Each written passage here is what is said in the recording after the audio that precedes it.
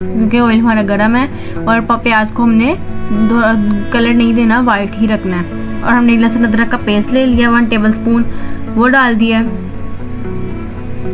इसको भी हम 2 मिनट फ्राई करेंगे। 2 मिनट हमने इसको फ्राई कर लिया है। अब हम इसके अंदर डालेंगे अपने स्पाइसेस। ये देखिए जी, मैंने हरी मिर्चें काट ली थी, वो डाल दी हैं।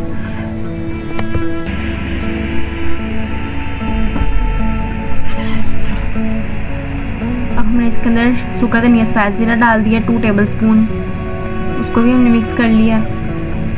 1 टीस्पून हमने रेड चिली की डाल देना है, 1 टीस्पून हमने हल्दी का डाल देना है, 1 टीस्पून हमने चिली फ्लेक्स डाल देने हैं, 1 टीस्पून हमने सॉल्ट डाल देना है।